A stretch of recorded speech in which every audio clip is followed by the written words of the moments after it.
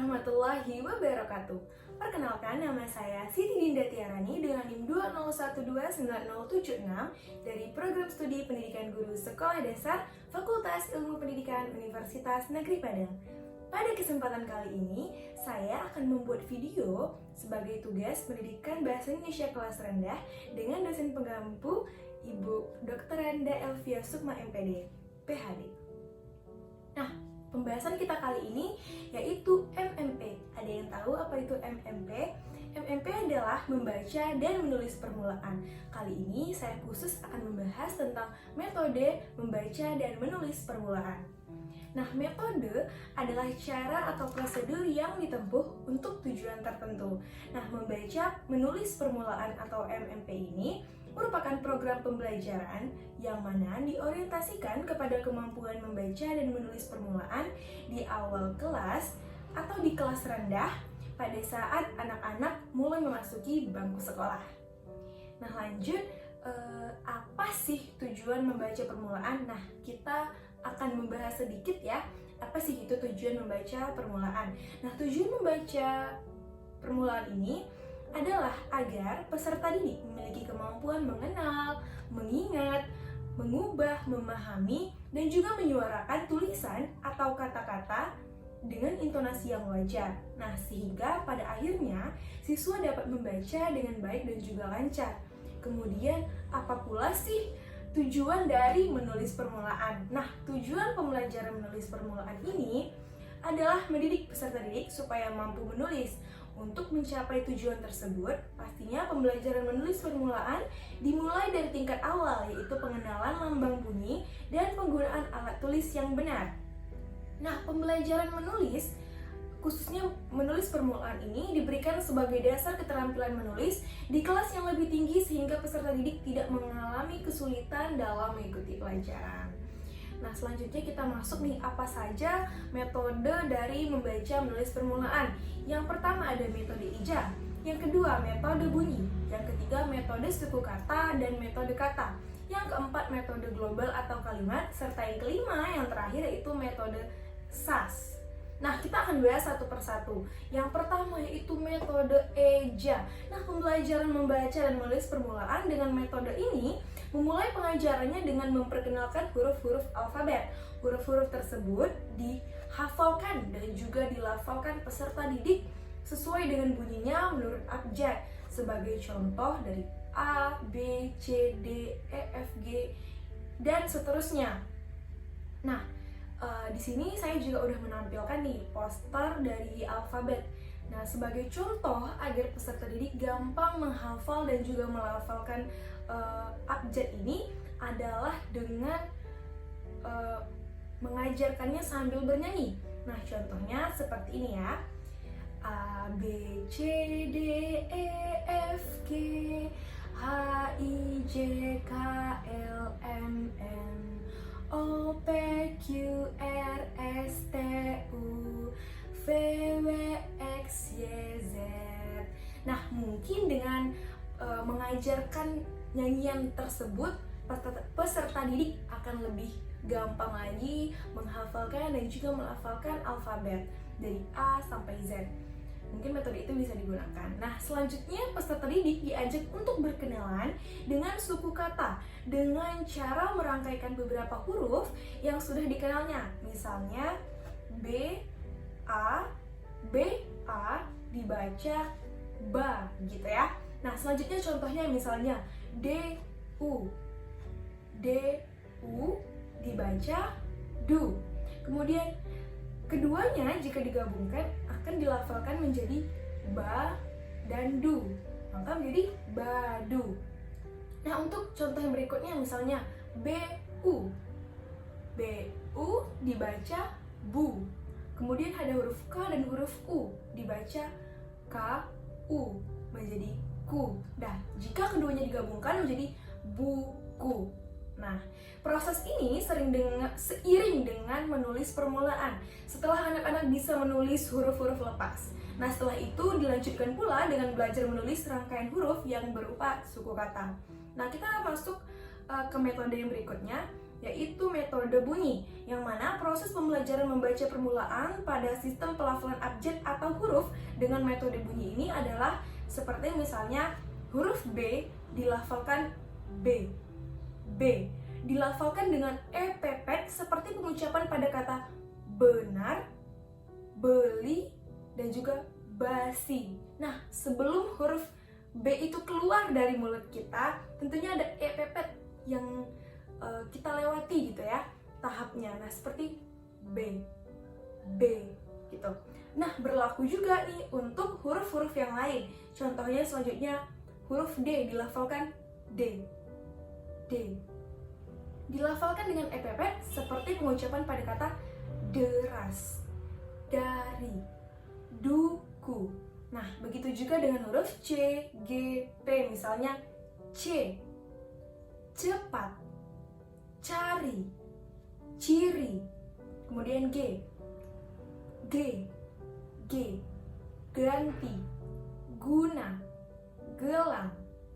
Kemudian yang terakhir huruf P ya, contohnya misalnya P, P, peta, piring, dan palu, palu. Nah, kemudian dengan demikian, contohnya misalnya ada kata nani dieja menjadi a, na, n, i, ni. Dibaca nani. Ana, ini, nani. Nah, dari penjelasan yang barusan dapat disimpulkan bahwa pembelajaran membaca permulaan melalui metode bunyi adalah bagian dari metode eja. Prinsip dasar dan proses pembelajaran tidak jauh berbeda dengan metode eja atau metode abjad. Kemudian metode pembelajaran ini dapat diterapkan pada peserta didik kelas rendah, yaitu kelas 1 dan 2 di sekolah dasar. Guru sebaiknya mempertimbangkan pemilihan metode pembelajaran yang akan digunakan, misalnya sebagai berikut. Yang pertama, dapat menyenangkan siswa. Yang kedua, tidak menyulitkan siswa untuk menyerapnya. Yang ketiga, bisa dilaksanakan lebih efektif dan juga lebih efisien. Yang keempat, tidak memerlukan fasilitas dan sarana yang lebih rumit. Nah, contohnya misalnya guru saat mengajar di kelas itu sambil tersenyum, tidak gampang marah, tetap sabar, dan menunjukkan semangat kita. Jadi kita akan mentransfer nih motivasi dari dalam diri kita ke dalam diri peserta didik. Kalau kita semangat, kalau kita tersenyum, maka mereka pun yang akan menerima pelajaran, menangkap materi itu menjadi lebih semangat lagi. Selanjutnya yang ketiga yaitu metode suku kata dan metode kata, yang mana metode ini diawali dengan pengenalan suku kata seperti dari A, I, U, E, O dengan B, C, D, F, G, H, J, K, L. Itu sudah ada tabelnya seperti yang bisa teman-teman lihat. Yang pertama itu misalnya ba, bi, bu, be, bo. Huruf B dan A, B dan I, B dan U, B dan E, B dan O. Ba, bi, bu, be, bo. Lanjut ya. Ca, ci, cu, ce, co. Da, di, du, de, do. Fa, fi, fu, fe, fo. Ga, gi, gu, ge, go. Ha, hi, hu, he, ho. Ja, ji, ju, je, jo. Ka, ki, ku, ke, ko. La, li, lu, le, lo. Nah, kemudian suku-suku kata tersebut dirangkaikan menjadi kata yang bermakna. Sebagai contoh, dari daftar suku kata tadi, guru dapat membuat berbagai variasi paduan suku kata menjadi kata-kata bermakna untuk bahan ajar, membaca, dan menulis permulaan. Nah, kata-kata tadi misalnya cuci, dada, kaki, babu, caci, duku, kuku, bibi, dadu, kaku, baca, kaca, kuda, dan masih banyak variasi suku kata lainnya yang akan dirangkai menjadi kata. Nah, kegiatan ini dapat dilanjutkan dengan proses perangkaian kata menjadi kalimat sederhana. Contohnya, perangkaian kata menjadi kalimat seperti tampak pada contoh yang saya paparkan ini. Kaki kuda menjadi kaki kuda. baca buku menjadi baca buku. Cuci kaki menjadi cuci kaki. Dan yang selanjutnya yaitu metode global atau kalimat, yang mana metode global ini adalah cara belajar membaca kalimat secara utuh. Metode global ini didasarkan pada pendekatan kalimat. Caranya ialah guru mengajarkan membaca dan menulis dengan menampilkan kalimat di bawah gambar. Selanjutnya, peserta didik menguraikan kalimat menjadi kata, kemudian menguraikan kata menjadi suku kata, dan menguraikan suku kata menjadi huruf. Contohnya nih, ada gambar bola seperti yang sudah saya paparkan.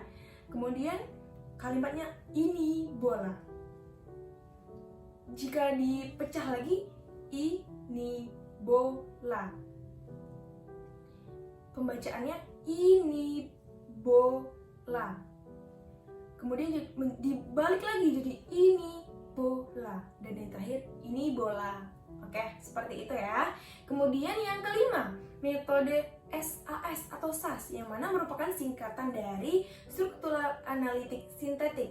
Yang mana metode SAS ini merupakan salah satu jenis metode yang biasa digunakan untuk proses pembelajaran menulis membaca permulaan bagi peserta didik pemula. Nah, yang pertama langkah-langkahnya yang kita bahas satu persatu ya.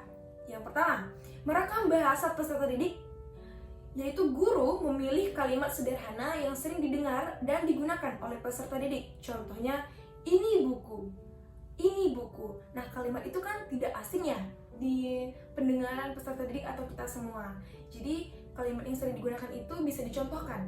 Ini buku, ini buku. Kemudian langkah yang kedua, menampilkan gambar sambil bercerita. Di sini guru menampilkan gambar buku sambil bercerita seperti contoh. Ada gambar buku ya. Ini buku. Buku digunakan untuk membaca. Kemudian langkah yang ketiga, membaca gambar. Contohnya, guru memperlihatkan gambar sebuah buku sambil mengucapkan kalimat ini buku. Peserta didik melanjutkan membaca gambar tersebut dengan bimbingan guru. Kemudian langkah yang keempat, membaca gambar dengan kartu kalimat. Di sini guru menempatkan kartu kalimat di bawah gambar. Nah, contohnya seperti yang sudah saya paparkan, ini buku. Dengan menggunakan kartu-kartu, maka pada saat menguraikan dan menggabungkan kembali kartu-kartu tersebut, peserta didik akan lebih mudah lagi. Kemudian yang kelima langkahnya, membuat kalimat secara struktural. Di sini gambar dikurangi sehingga mereka dapat membaca tanpa dibantu gambar. Mereka kan udah tanda nih. Berarti ini bacaannya ini buku. Ini buku. Dan kemudian yaitu proses analitik, yang dimana mulailah peserta didik ini menganalisis kalimat menjadi kata, kata menjadi suku kata, kemudian suku kata juga menjadi huruf. Contohnya seperti yang sudah saya paparkan. Dengan media yang digunakan adalah kartu kalimat, kata, suku kata, dan juga huruf.